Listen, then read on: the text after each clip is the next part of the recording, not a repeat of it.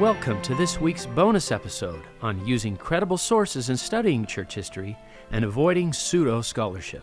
Whenever you're looking at events from the past, not all sources are created equal. There's a difference between me writing in my journal as soon as we finish this podcast, right? I can't stand that Hank Smith. I will never give him Coke again, right? That captures what I feel in the moment. Well, let's say you ask me 10 years from now, and in that intervening 10 years, you become an apostate and you burn my house down. That might color my impression, not because I'm deliberately trying to lie about what I thought about our first meeting, but because that's what happens. I mean, an even better way to think about it is, most Latter-day Saints have had their patriarchal blessing.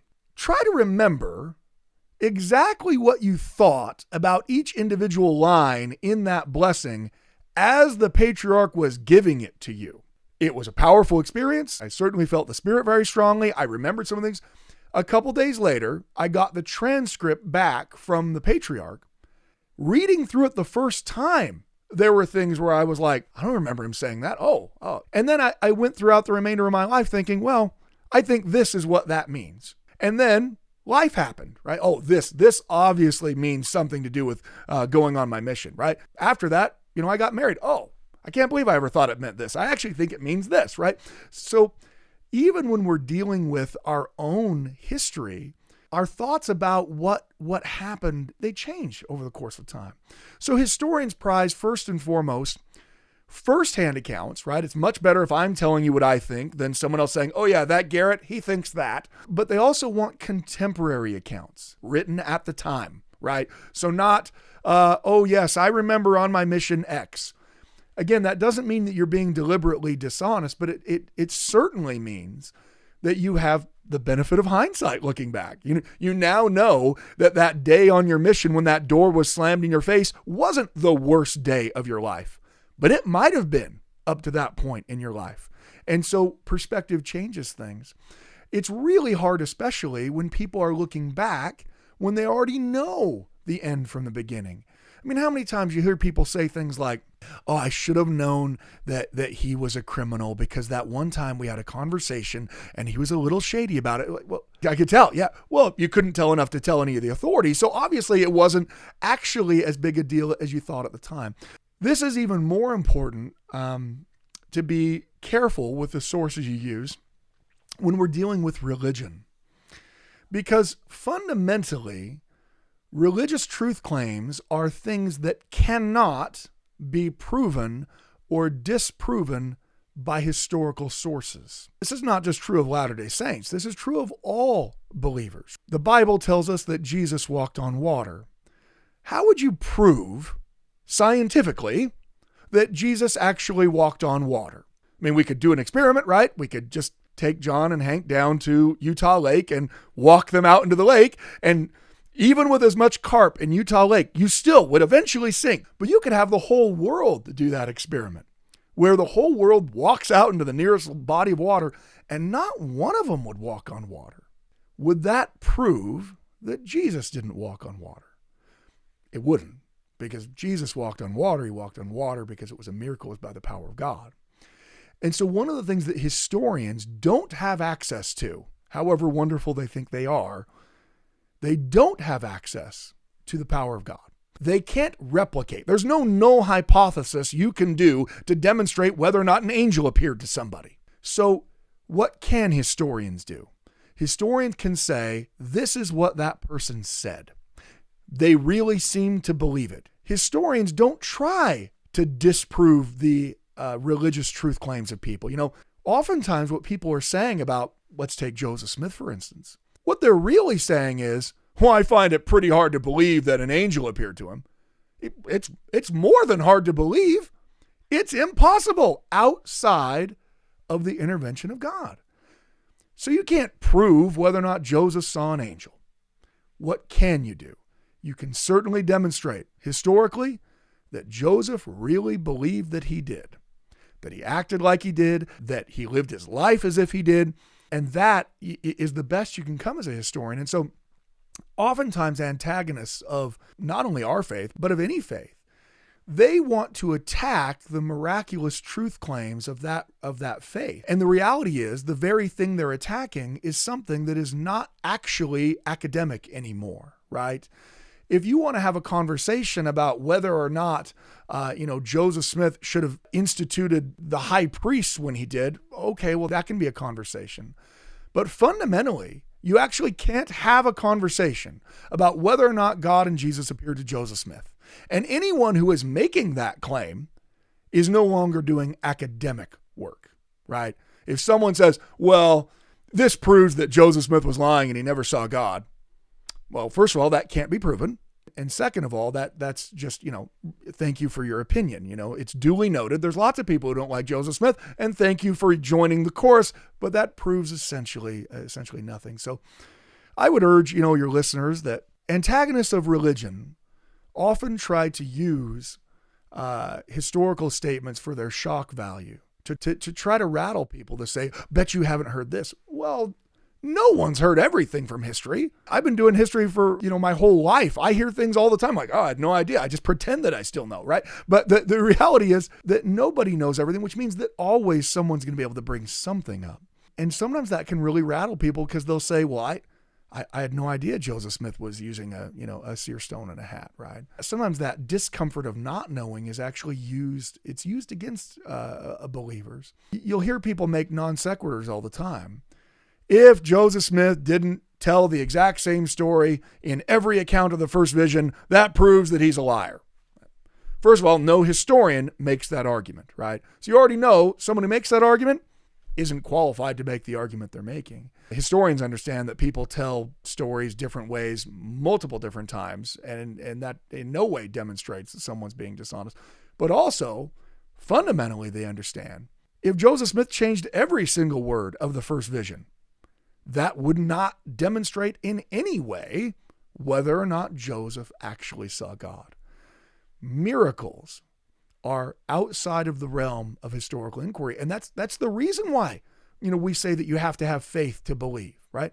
As desperately as we want to be able to prove every single aspect of the gospel, and as cool as those insights might be, fundamentally, as a Christian, you believe something that is utterly fantastic, entirely unprovable. You believe, forgive my triteness, but you believe that a carpenter who lived 2,000 years ago was murdered by the Romans and came back to life, and that because he came back to life, you're going to come back to life.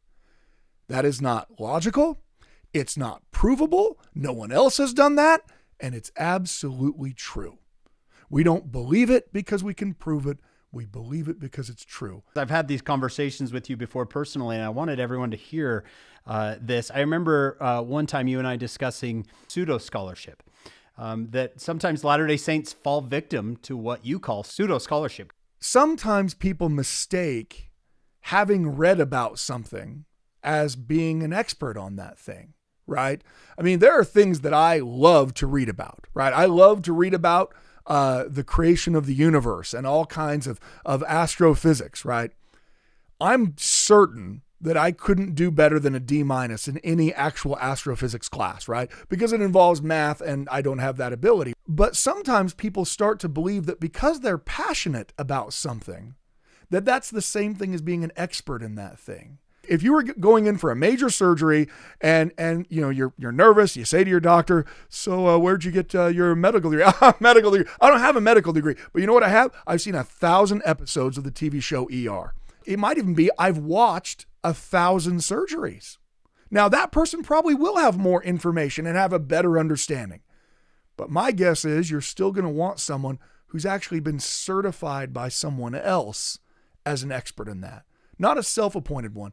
If someone feels the need to be an expert on some aspect of church history, well, then maybe they need to go in and do the work to go get that PhD so that they can talk about it. Because half of the arguments they make would be demonstrated as ahistorical, non-academic arguments their first year in graduate school, right? Look, you can't make the argument that X proves that Joseph Smith is a liar about the gold plates. That's not an argument that can be proven, right? Pseudo-academic research is when someone uses, in some ways, the tools of academia, right? Here's a source, but almost always lifted from a larger source with very little context given on the background of it, with no explanation of what the other sources are surrounding it or mitigating it. Simply, here's a source. Great example of that with Martin Harris. In 1838, a member of the church who apostatizes, and he attempts to persuade other members of the church to leave. And the way he does it is by, he writes a letter to his friend and says, Martin Harris told me that he never actually saw the plates.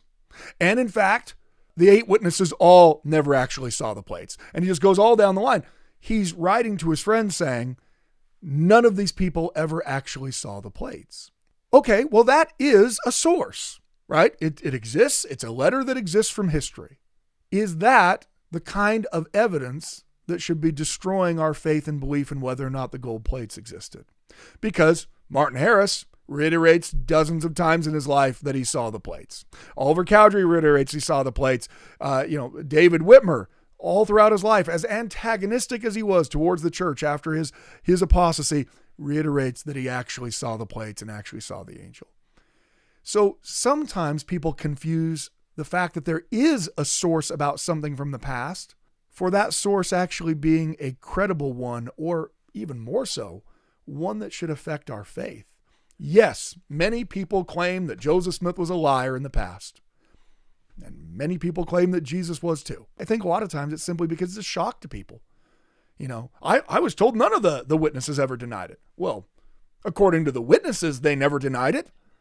But just because someone says that someone said something in a conversation that I don't even know whether or not it existed is not proof. I don't actually know as a historian whether or not it happened. As a historian, I footnote that and I say, there was one apostate member of the church who once said that they heard Martin Harris say da-da-da-da-da-da. But that would never trump Martin Harris's own statements, right? He's the one who had the miracle where he saw the angel. Only he is going to be able to tell you whether or not that happened, not some guy who claims he had a conversation. That's just not, that's not good history. Shock value of being able to say, see, I bet you didn't know about this. And again, the reality is there are lots of things that everyone doesn't know about church history that your average Latter-day Saint, they're studying the scriptures, they're studying the publications of the church. My guess is most of them aren't combing through the letter archives of the church history department. That means that it allows for people to make arguments and to take things truly out of context, but especially out of historical context, out of the realm of what other sources exist that either mitigate that document, shed some kind of different light on it. Early detractors of Joseph Smith, many of them in Palmyra, would later sign affidavits to the effect that, oh yeah, Joseph told me that the whole thing was just made up and that he was lying about it. Okay, well, first of all, that wouldn't stand up in any court of law, right? Someone saying that someone told them years earlier that they'd made up that's not how that works. And so are there detractors? Absolutely. Does the fact that there are detractors prove that Joseph didn't see God? By definition, it can't. So if you're ever making that connection, if you're ever saying, well, this person says this negative thing about Joseph, you're not doing history anymore. You're allowing emotion and opinion to determine it, but you're not making a historical judgment. Historical judgment can't determine whether or not a miracle happened. One of the more effective things to do if you have a fairly antagonistic person talking to you about things or quotes that they've read is to demonstrate their own lack of time that they've spent on the thing that they claim matters, right? Well, Brigham Young said, this and this and this, and the response can be, okay, what sermon did he say that in? Yeah. When did he say it? What else did he say? Well, I haven't read the whole thing. I know you haven't, actually. That's the whole point of the conversation, is you haven't read the whole thing. I do that all the time. When did he say it? Who was recording it? Was that his own monograph, or did somebody else write that in their journal? Brigham Young did say some things that to modern ears are going to be odious. There's no question about that. But at the same time, even those things that are recorded that way, that he did say because he was a product of his time, the way we're products of ours, they are not who that person is, right? So Brigham Young has, 1,600 sermons that are available that people could read. There are literally millions of words that people could study to learn about Brigham Young. And so when someone presents something like that, well, he said this, my guess is you haven't even read that sermon. So you're making a judgment about something that you're saying has all kinds of import, that this is going to drive who I am, but without actually coming to a full understanding at all. And, every person we study from the past is going to have aspects of their character and especially their culture that are reprehensible to us. If you want to feel better about yourself, if you want to be able to slap yourself on the back about what a great boy or girl you are, then you can study history that way and you'll come away, oh, I'm just so much smarter and better than people in the past. But you won't actually understand why they did what they did or who they really were. 100 years from now, people are going to be looking at you saying, what a terrible, odious person. I can't believe they did this, that they said this, that they... And if they're talking about you at all. Yeah, which they won't be. That's what I love about this whole Joseph Smith story. That Moroni told him, your name's going to be had for good and evil in 200 years. And any teenager says that to you today, you'd be like, oh, sure. And look at what we're doing today. It's amazing.